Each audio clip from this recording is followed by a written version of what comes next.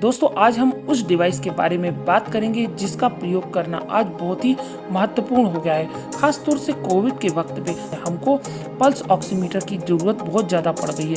Pulse oximeter blood में oxygen के level को मेजर करता है। पल्स ऑक्सीमीटर ऑक्सीजन के सैचुरेशन को मेजर करता है, जिसको हम SpO2 भी कहते हैं। ये SpO2 के परसेंटेज के हिसाब से हार्ट बीट को ऑटोमेटिक कैलकुलेट कर लेता है। पल्स ऑक्सीमीटर के मैकेनिज्म को जानने से पहले हमको ऑक्सीजन के सैचुरेशन के बारे में भी समझना होगा।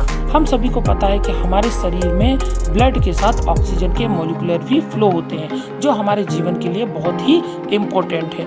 ऑक्सीजन विशेष रूप से हमारे ब्लड में होमोग्लोबिन के मॉलिक्यूलर्स को कैरी करता है। हमारी बॉडी में दो प्रकार के होमोग्लोबिन मॉलिक्यूलर्स होते हैं। एक होता है जिसमें ऑक्सीजन होता है और दूसरा होता है विदाउट ऑक्सीजन। जिसमें ऑक्सीजन होता है उसको हम ऑक्सीजनेटेड होमोग्लोबिन कहते हैं, और जिसमें ऑक्सीजन नहीं होता है उसको हम कहते हैं डीऑक्सीजनेटेड होमोग्लोबिन। जो होमोग्लोबिन में ऑक्सीजन की करते हैं उसके परसेंटेज को ऑक्सीजन सैचुरेशन कहते हैं। उदाहरण के दिए हुए हैं, इसको हम इस उदाहरण से भी समझ सकते हैं। जैसे 10 होमोग्लोबिन यूनिट है, उसमें अगर 10 होमोग्लोबिन यूनिट में अगर किसी में भी ऑक्सीजन नहीं है तो ऑक्सीजन का सैचुरेशन 0% कहलाएगा।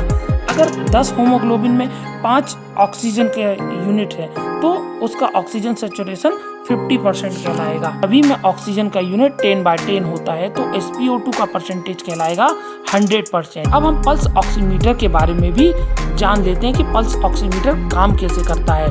पल्स ऑक्सीमीटर में लाइट का प्रयोग किया जाता है जो ब्लड में ऑक्सीजन के सैचुरेशन को मेजर करती है। इसमें लाइट इमिटिंग डायोड और सोर्स और डिटेक्टर का प्रयोग किया। जब हमारे फिंगर को हम पल्स ऑक्सीमीटर के बीच में रखते हैं तो उसमें एक साइड इमीटर होता है, दूसरी साइड डिटेक्टर होता है, और जो लाइट होती है वो इमीटर से होकर डिटेक्टर पे पहुंचती है और लाइट का कुछ हिस्सा फिंगर में ऑब्जर्व हो जाता है।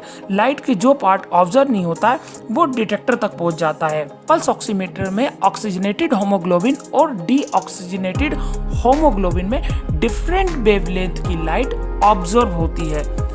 पल्स ऑक्सीमीटर दो प्रकार की लाइट प्रयोग की जाती है। एक होती है रेड कलर की लाइट और दूसरी होती है infrared light.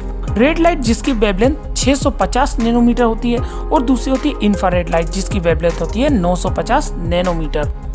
Pulse oximeter blood में कितना रेड और कितना इंफ्रारेड लाइट ऑब्जर्व हुआ है जो होमोग्लोबिन और डीऑक्सीजनेटेड होमोग्लोबिन के अमाउंट पे निर्भर करता है। रेड लाइट का अमाउंट का रेशियो और इंफ्रारेड लाइट के अमाउंट के रेशियो को कंपेयर करके उसके रेशियो को पल्स ऑक्सीमीटर उसकी सैचुरेशन को मेजर कर लेता है और इस प्रकार पल्स ऑक्सीमीटर काम करता है। और इसका जो भी कंपेयरिंग वैल्यू होती है वो इलेक्ट्रॉनिक्स इंटरनल सर्किट में प्रोसेस कर ली जाती है, जिसके रिजल्ट को उसके अंदर स्टैंडर्ड कर्व वैल्यू से कंपेयर कर लिया जाता है और उसका आउटपुट रिजल्ट में प्राप्त हो जाता है। इस प्रकार हम पल्स ऑक्सीमीटर में ऑक्सीजन के लेवल को मेजर कर लेते हैं। इसके अलावा कुछ और भी हम जान लेते हैं कि स्वस्थ मनुष्य के शरीर में ऑक्सीजन का क्या लेवल होना चाहिए या ऑक्सीजन के सैचुरेशन का क्या लेवल होना चाहिए, जिसको हम SpO2 भी कहते हैं। अगर हमारे SpO2 का परसेंट 95 से 100% है तो ये नॉर्मल होगा, यानी स्वस्थ मनुष्य के शरीर के लिए पर्याप्त है। लेकिन SpO2 का परसेंटेज 91 से 94 है, उसको हम साइंटिफिक भाषा में माइल्ड हाइपोक्सिया कहते हैं। अगर SpO2 का परसेंटेज 86 से 90% होता है तो उसके मॉडरेट हाइपोक्सिया कहते हैं। और इसके अलावा SpO2 का परसेंट 90% के बिलो होता है तो उसको सप्लीमेंट्री ऑक्सीजन की आवश्यकता होती है।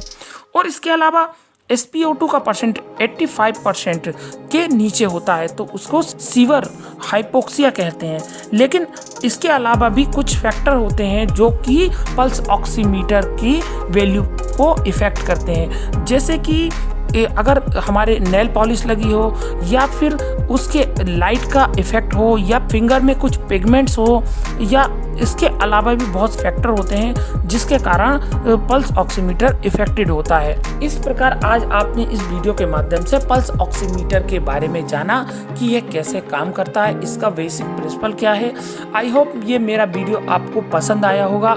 मेरे इस चैनल को लाइक और सब्सक्राइब जरूर कीजिए। इसी प्रकार के टेक्निकल और साइंटिफिक वीडियोस नोटिफिकेशन पाने के लिए बेल आइकन जरूर दबाएं।